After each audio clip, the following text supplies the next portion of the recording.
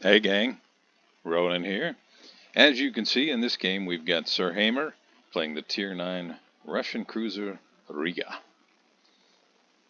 Matchmaking? Well, matchmaking looks pretty decent. There's no CV to have to worry about, which is kind of nice, especially when you're having to play on an epicenter map where the idea really is for everybody to kind of meet in the middle and for guns to blaze.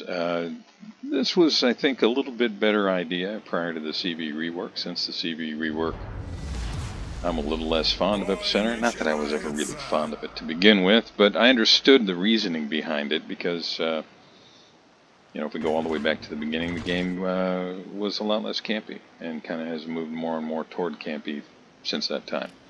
This was originally designed, the Epicenter style of gameplay, to help combat that a little bit by forcing people to go into the middle and contest the caps kind of all together.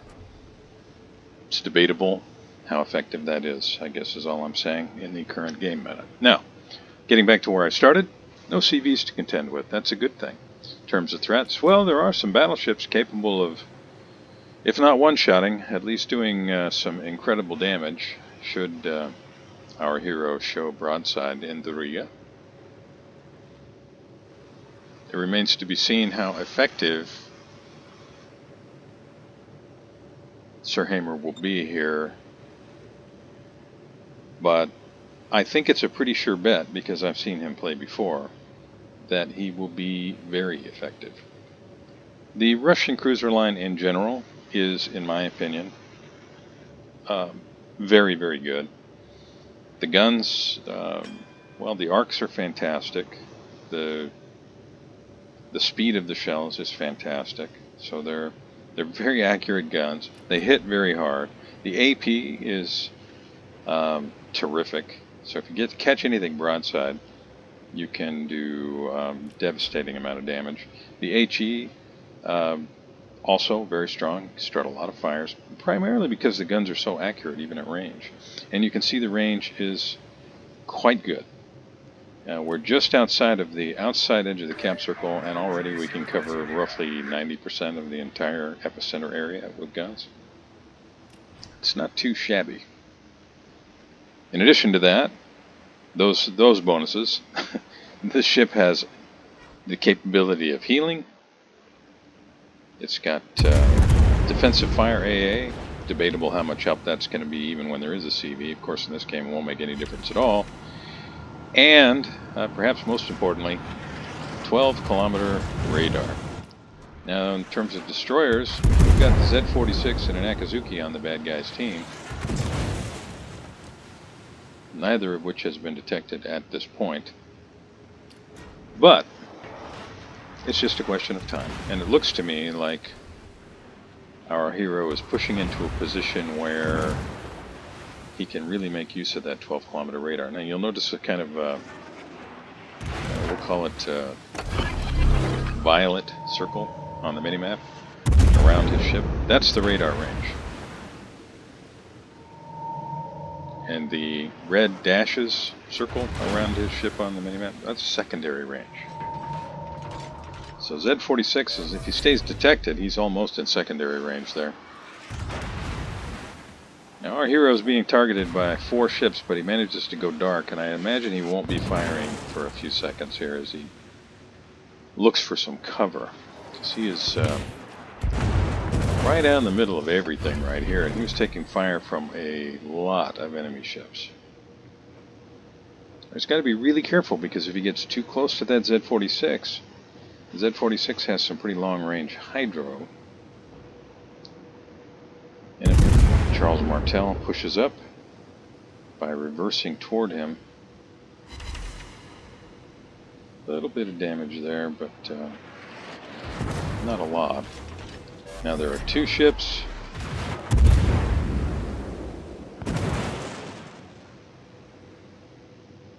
Three, now back down to 2, and 1.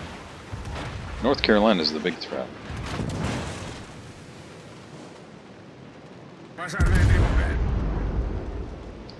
Not sure where that shot was supposed to go, but I don't think there's much chance it's going to hit anything. This one might.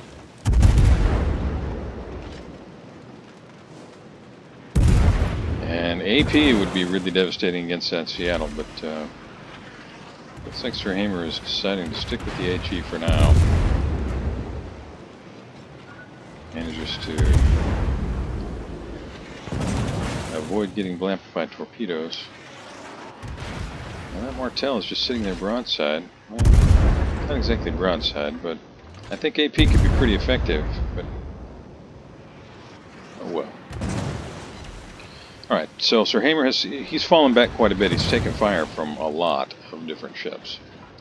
I think if he repairs now, he might be able to remain undetected. Yeah, looks like the DD might have been pushing up behind him, but looks like he's gotten far enough away now that he can remain unseen, and he's got a heal going. So he's going to pick up some significant HP here with this heal, and then I'm sure he will re-engage. Just a question of which flank. Looks like he's going to go back to the same flank where he started. And that is the light side as far as his team is concerned. They've got a Caracciolo and an Izumo out here. The Izumo is sitting pretty well broadside to 1, 2, 3, 4, 5 ships. And the Z46 may be moving out this way. Looks like Izumo might be taking advantage of the island with regards to having some cover, but it's debatable how long that's going to work. The enemy team continues to move, and they do take out the Izumo.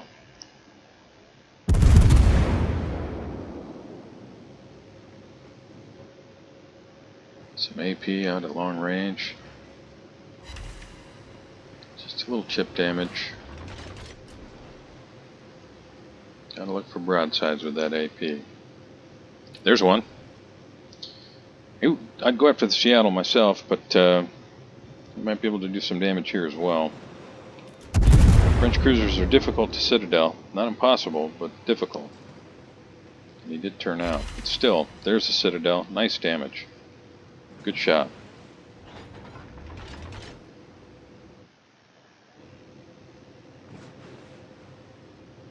So what is keeping him detected right now? Is it the Martel? Yeah, it's got to be the Martel. Now the Caracciolo is out here by himself. Obviously the DD is here.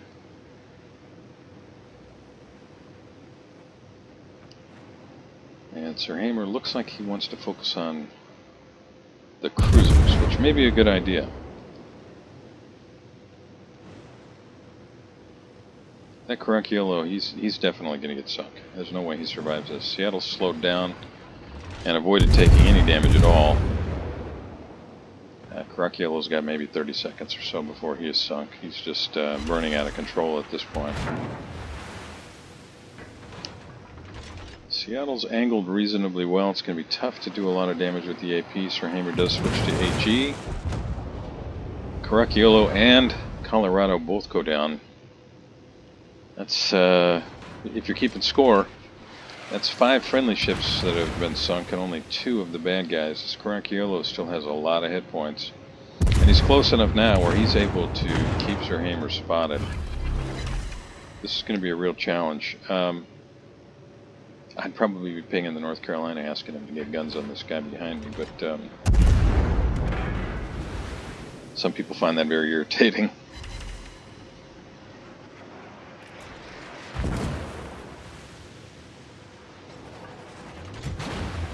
It looks like the Caracciolo's guns were pointed somewhere else, so no, I guess they are pointed here.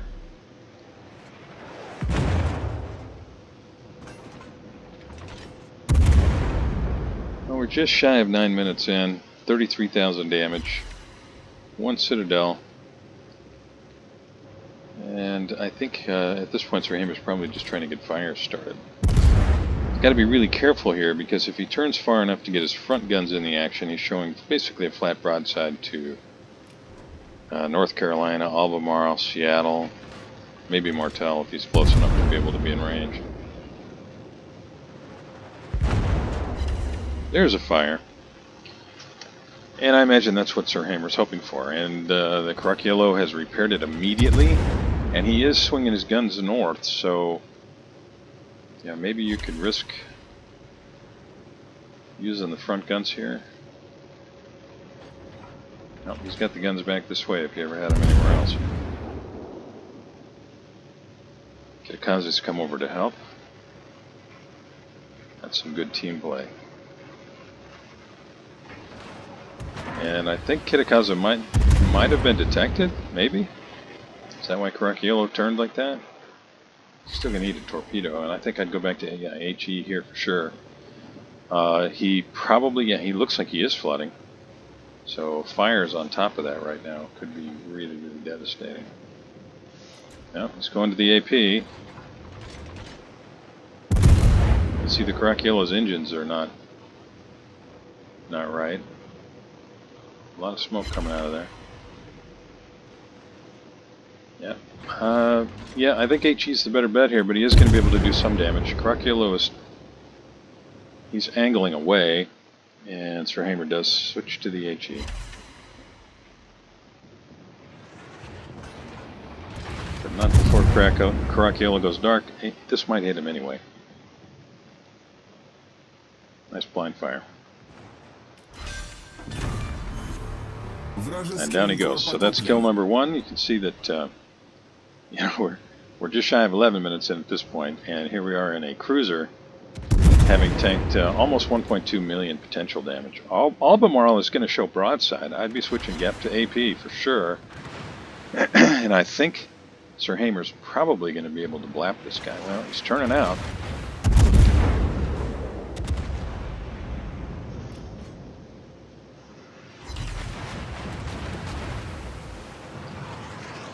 Albemarle turned out. Might be a good idea to switch back to the Seattle, but Albemarle is just about dead, so I think it makes sense to stick to him and try and finish him off. And there he goes. Nicely done. Zara's pushing in, Seattle's pushing in. That was looking pretty bad for the good guys, but can-do attitude and some well-placed shots, and they are still in this game. There's another blind fire. Let's hope that lands. So it really did look like that Zara was turning out. Now watch angles to the North Carolina. I might double back now and kind of get back behind where the DDs are now. Targeted by 3. Might be a good idea to go dark. Go dark, make your turn, and then run back over toward like maybe G8. Somewhere in that area. Both the DDs over here, I think, is probably not a good idea. I mean, it's nice that they came to help. Oh, Zara's in big trouble here. Somebody smacked him really well, and that's probably going to do it for him. Oh, that would have done it for him. Good guys are down to 5 ships. The bad guys still have 7 ships. That AP's going to work, and I'm sure that Seattle's going to at least eat one of those torpedoes.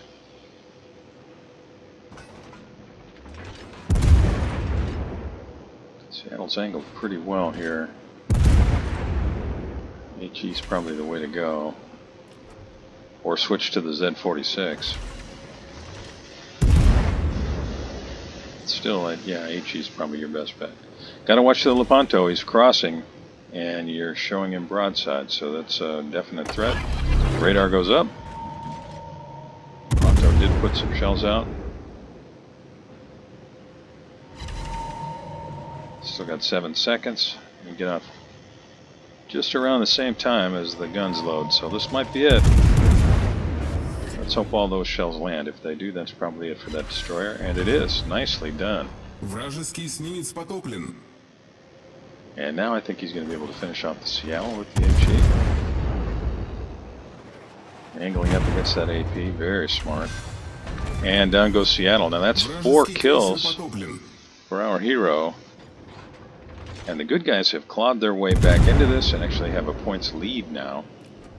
The bad guys still hold the center part of the epicenter cap area. But the good guys have the better positions at this point. The destroyers have separated, which I think was a very good idea. And now they can cross-torp. That AP is dangerous. That's some pretty heavy damage from North Carolina, who's probably just looking for an easy kill. to swing the points the other way. SirHamer is wisely not opening up his guns. What is the Martel going to do? I might switch to the AP here myself, if it were me, just on the off chance that Martel decides to run. Just a question of time till the Kitkaze throws torps or something out there, and when the Kitkaze... Eventually, if the Martel's paying any attention, he's going to know something is out there. He's got to know one of the destroyers is out there, otherwise he wouldn't be detected. And in this case, I think both those destroyers can see him. But you can see he's starting to show some side now, realizing he's detected. That's why I think I would have switched to AP, but we'll see. We'll see how this works out. Oh, very cagey. That was just, that was smart. You could see which way SirHamer was headed, and he tried to catch him there. Now, if AP were loaded right here, you can imagine how devastating that would have been. But SirHamer does switch to it now, but Martel, he's going to turn back out to get around the island. Yeah, this is going to really hurt.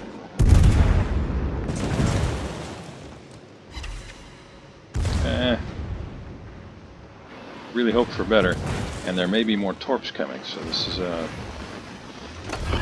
risky moment. What is the Martel going to do? Is he going to stop behind the island?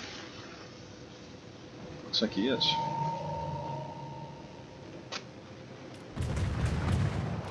Throwing it in reverse. Now SirHamer's got to be careful here, because if he shows broadside and gets detected, there's a Scharnhorst over there as well as a Lepanto that can get through this little bit of a gap. And yes, you can see they both can hit him now. It's a dangerous spot to be.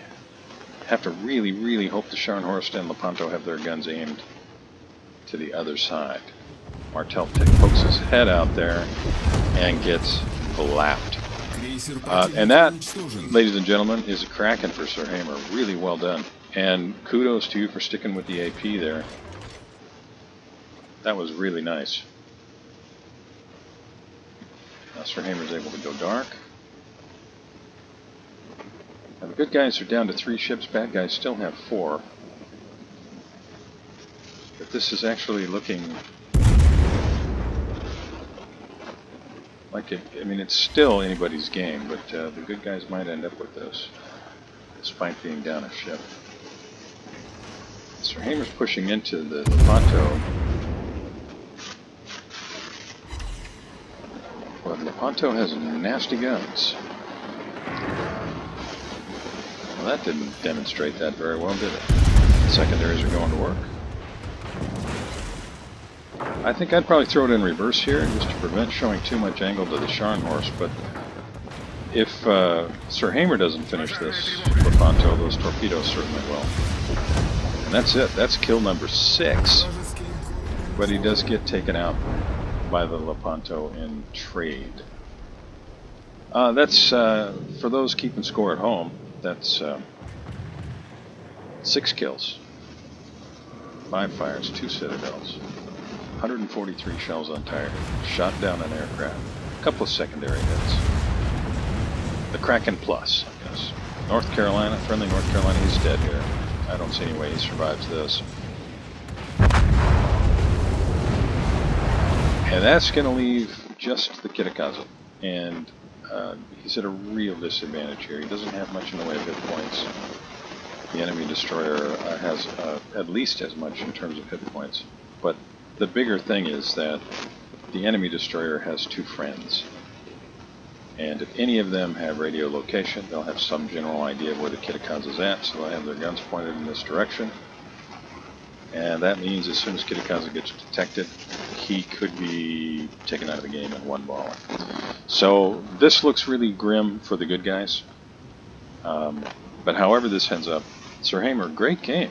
Really great game. You got a Kraken and then one more. You took out half the enemy team, brother. Really, really nicely done. Some excellent play. I really appreciate you sending the replay file to me. Those of you joining me here and watching this, I hope you enjoyed the video. If you have questions, comments, love to see them below. Please like and subscribe, and I'll see you next time.